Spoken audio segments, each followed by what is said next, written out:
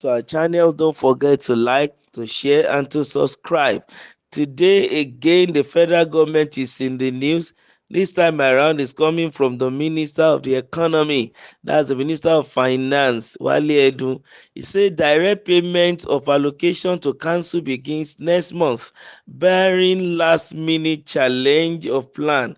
Councils will begin to get direct allocation from the federation account next month. It will begin with the disbursement of this month's allocation to the tiers of government. A source told our correspondent at the weekend a direct receipt from the Federation Account Allocation Committee (FAC) will end the delay in the implementation of the July 11 judgment of the Supreme Court granting financial autonomy to councils. Since the judgment was delivered, the federal government has been making an effort to ensure minimal disruption to state and local government operations.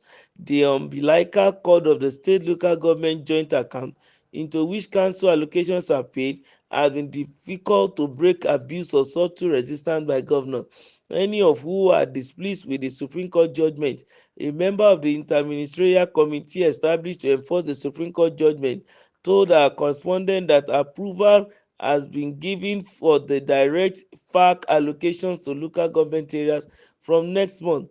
After all, the issues were laid to rest. The source explained that though some councils have been collecting their allocation directly, the process will be fully operational by next month. The committee member declined a request to name the councils that have been receiving direct allocations. The source said a few local government areas have already started receiving their direct allocations, but all of the 774 local government areas will be fully receiving their allocations from January 2025. Our committee will reconvene in January to review its progress and finalize measures before the Accountant General of the Federation issues authorization for the complete rollout. This is a critical junction in Nigeria's governance structure. Our January 2025 meeting will also address the actions of governors attempting to undermine the autonomy of democratically elected local government chairmen, deputies, and councillors, ensuring they are not coerced into serving state interests. This move is believed to be a critical step in empowering councils to carry out their constitutional responsibilities effectively without undue interference by governors. The source expressed disappointment with the suspension of 2 months of democratically elected local government chairmen and deputies by the Edo State House of Assembly, following a petition by Governor Monday Okpebholo accusing them of insubordination but not making available their financial statement as directed. It is highly undemocratic for governors to dissolve local governments as areas, as said by the Nation newspaper. I think there are some few things we need to look at here, and one is the right move now. Yes, the umbilical cord between this state government and the local government in the area of a joint account should be broken. That's important, so as to allow this local government to freely breathe, to freely run their own administration. There is nothing wrong ab initio that the constitution allowed that the state should oversee the local government, but the constitution did not give the power for the state to strangulate the local government, to continue to threaten them, even the local government chairmen, their deputies, and the councillors. Your job is to oversee, and where they are derailing, your job democratically is to direct them, bring them back to the right direction, not putting stick, giving them cane all the time is very, very important. And now that the federal government has decided to separate their account, kudos, that's a good move in the right direction. It should continue like that. And then what's in need for the local government areas? I think number one, we should be able to see freedom of administration now. Number two, we are expected to see more of developmental strides at the grassroots, more grassroots development. People should be able to feel the government the more this time around.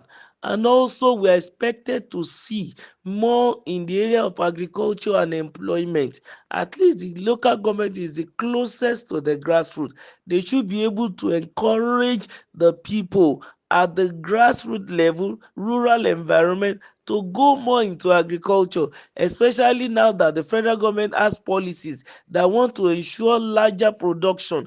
As the federal government is trying to do its own, our own, this local government too on their part should also engage more in agrarian policies that will enhance many food production, thereby shutting down the issue of poverty, reducing reduction in the naira power, and then also allowing people to just suffer unnecessarily. Also, what do we see as an advantage because of this very change of allocation, direct allocation? We can see that this time around it's expected that the local government salary should not be delayed this time around, because sometimes maybe they will need to get approval from the state government before they do some stuff. But now it is expected that the workers should enjoy a better life. At least those who require good promotion should be given, and then the right emolument should be also added onto it. So the workers now at the local government level should begin to breathe and begin to savour a better life come January next year, and that is the expectation of the people. That is what is required for the democracy we have to bring into the life of all and sundry, that everyone's hand will be on deck and everybody will begin to enjoy the dividends of democracy. Of course, another advantage is that this very separation of the account will sever the hand of the state government from using underhanded method to directly take this one, or let me permit me to use the word steal from the local government resources. At least let the state government go and sit down and then begin to think genuinely and bring out means and methods to rake in more funds that she can use for her own use, not for taking from the local government. Let the local government have its autonomy full. Let it be that they clamor for resource control, clamor for true federalism. Let it start right from the state, because a lot of these state governors are hypocrites. They keep telling the federal government to make sure there is true resource control and there should also be true federalism, while on their part they kept the local government under them.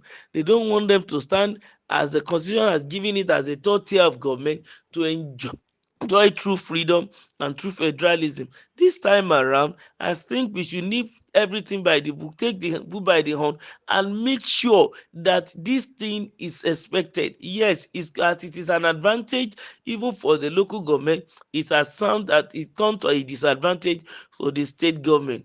But law doesn't take side, so whoever sorts is God, so be it. At least long live Nigeria, a better time for local government in this era. Thank you. Don't forget to like, to share, and to subscribe.